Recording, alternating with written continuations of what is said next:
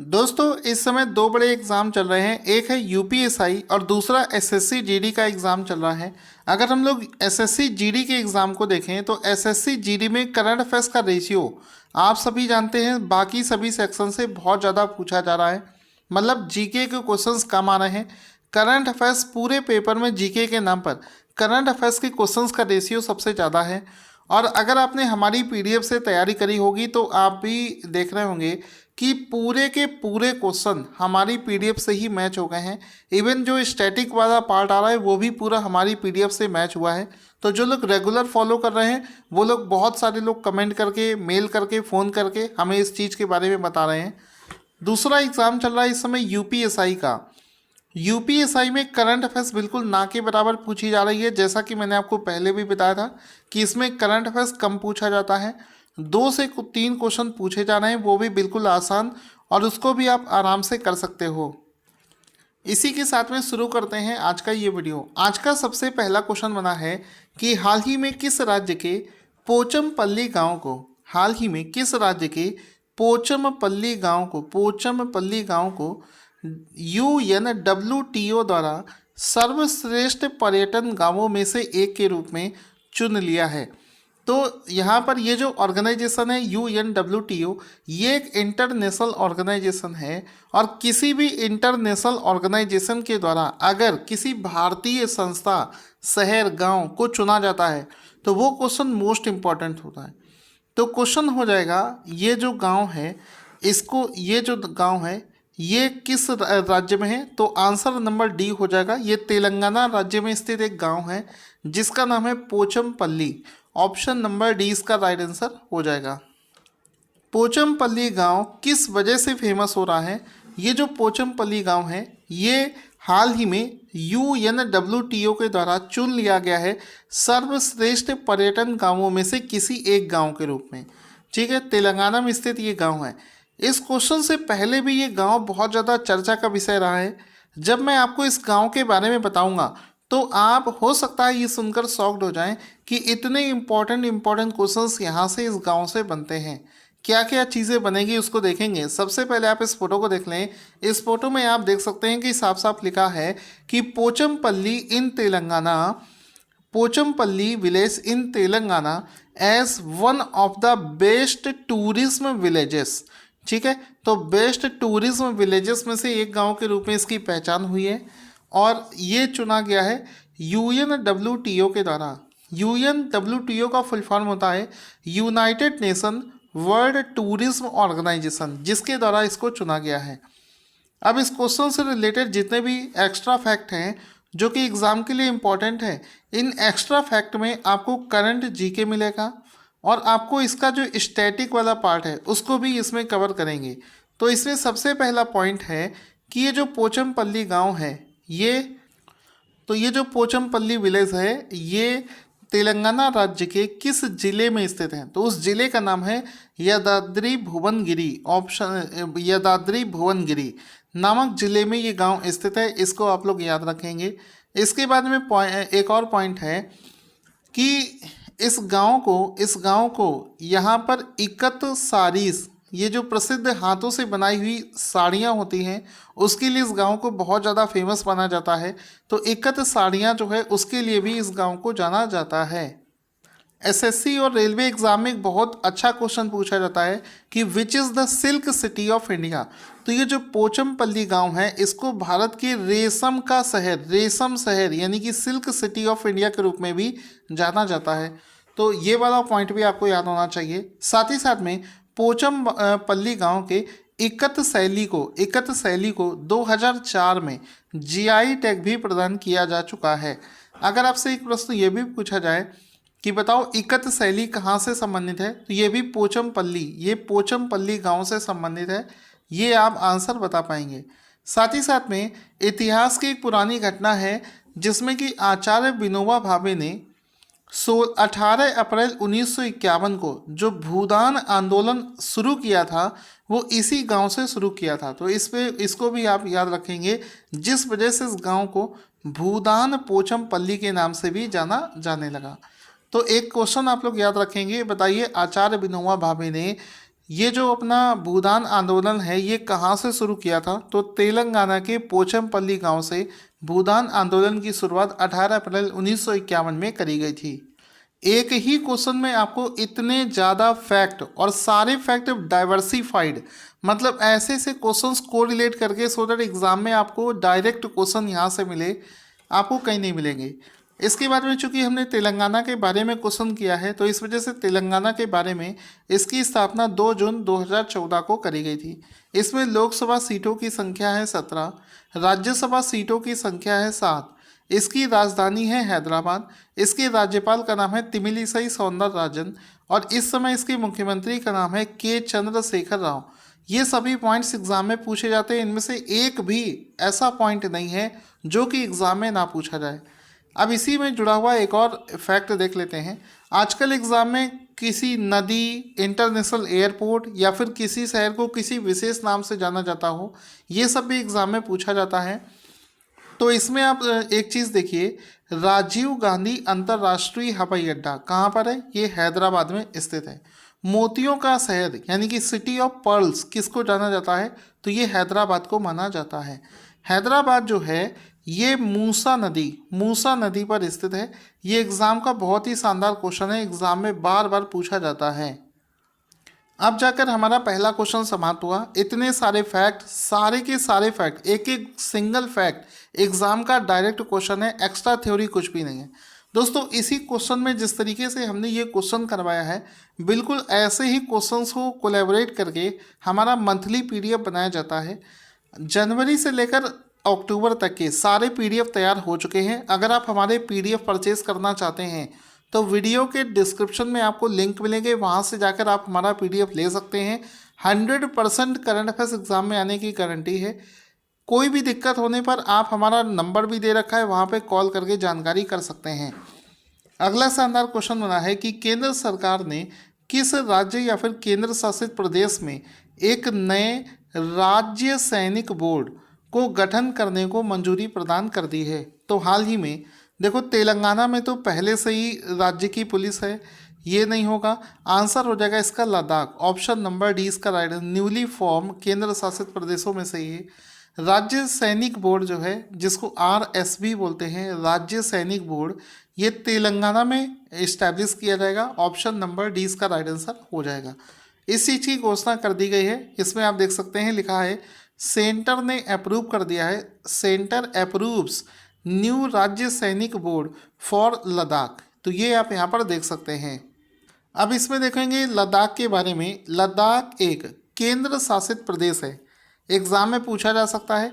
इसका गठन कब हुआ था? इसका गठन 31 अक्टूबर 2019 को किया गया था। इसके उपराज्यपाल का क्या नाम है? श्री राधाकृष्ण माथुर इसके उपराज्यपाल का नाम है, ये भी आप याद रखेंगे। अभी हाल ही में जो PCS का एग्ज़ाम चल रहा है उसमें एक दर्रा पूछा गया था जो कि लद्दाख में ही स्थित था। तो लद्दाख के प्रमुख दर्रे कौन कौन से हैं? काकोरम पास, काकोरम दर्रा, चांग ला दर्रा और लानक ला दर्रा, ये तीनों ही लद्दाख में स्थित है। PCS के एग्ज़ाम में अभी हाल ही में पूछे गए थे, इस वजह से ये पॉइंट इसमें इंक्लूडेड है। क्वेश्चन बनेगा कि राष्ट्रीय नवजात शिशु सप्ताह नेशनल न्यू बॉर्न वीक प्रतिवर्ष कब से कब तक मनाया जाता है?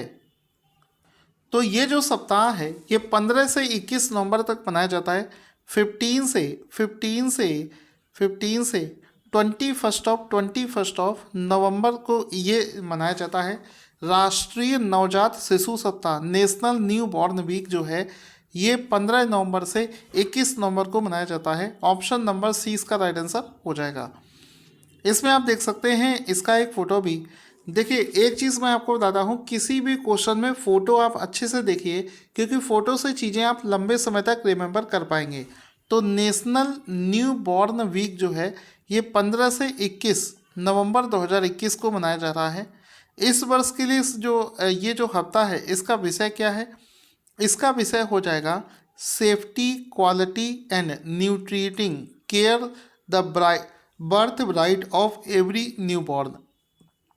अक्सर दोस्तों एग्ज़ाम में आपने देखा होगा कि भारत जब भी किसी इंटरनेशनल ऑर्गेनाइजेशन का एक मेंबर बनाया जाता है या फिर उसकी सदस्यता दी जाती है या फिर उसका कोई भी पार्ट बनाया जाता है। एग्जाम में बहुत पूछा जाता है और तब से बराबर मैं इन क्वेश्चंस को इंक्लूड करना नहीं बोलता हूँ। आज का ये क्वेश्चन बनेगा कि भारत को वर्ष 2021 से लेकर 25 की अवधि के लिए किस अंतर्राष्ट्रीय संस्था के कार्यकारी बोर्ड में फिर से चुन लिया गया है, जिसको इंग्लिश में बोलते हैं एग्जीक्यूटिव बोर्ड में।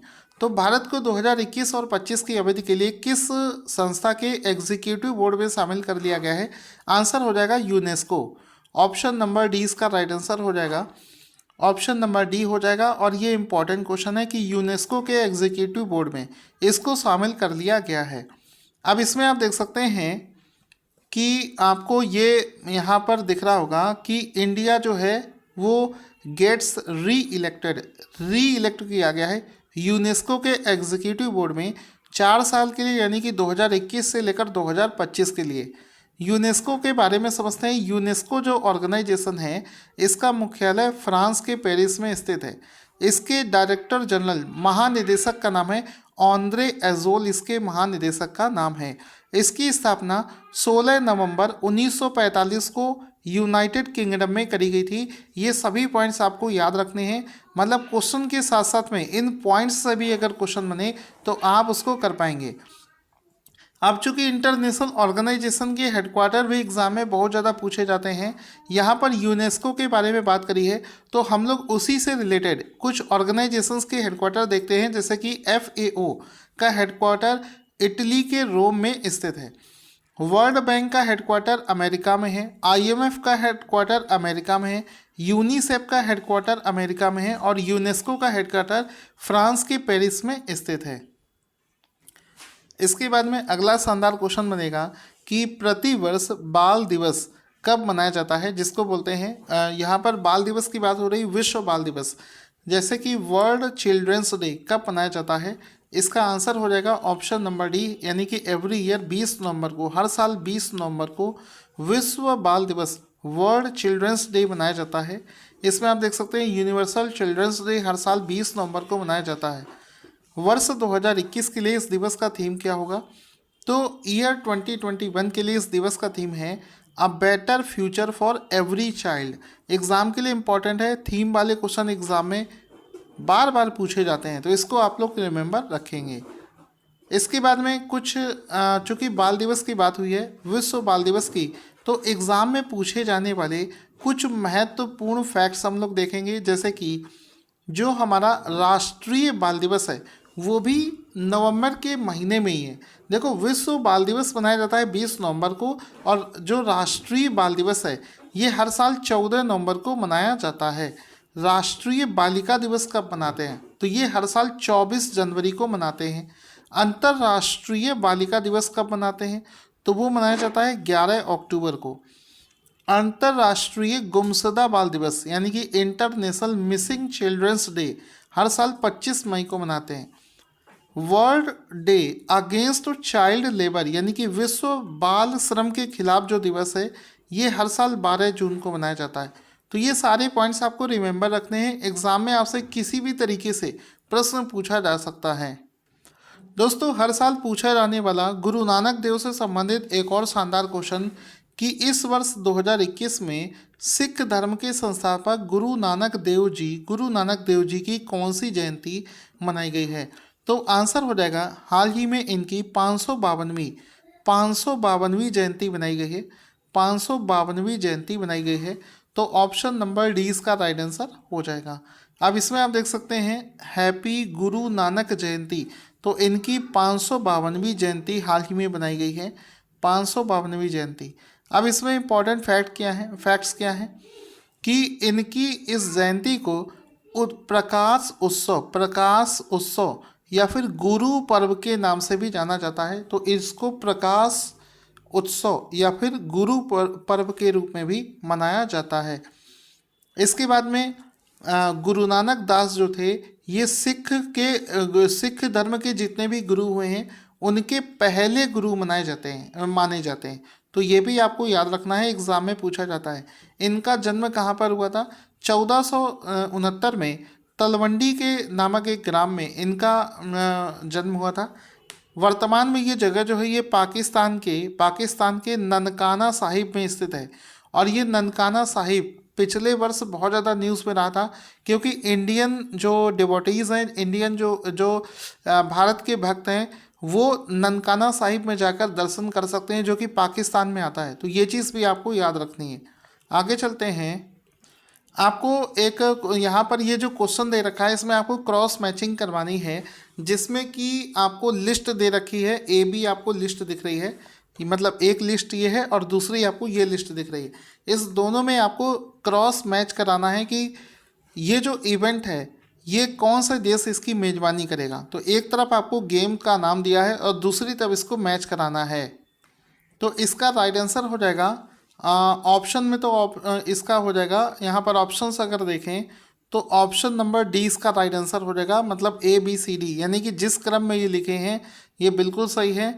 तो 2026 का जो आईसीसी पुरुष T20 विश्व कप है ये भारत और श्रीलंका में होगा। आईसीसी पुरुष T20 विश्व कप 2022 ऑस्ट्रेलिया। 24 का ये T20 विश्व कप अमेरिका और वेस्ट इंडीज़ में। 2023 का जो आईसीसी पुरुष विश्व कप है ये भारत में होगा। तो ये एग्ज़ाम में पूछे जाते हैं, मतलब अगले वर्षों में होने वाले जो वर्ल्ड कप्स हैं, ये सीरीज़ जो हैं ये कौन से देश में होगी, ये एग्ज़ाम में बहुत ज़्यादा पूछे जाते हैं।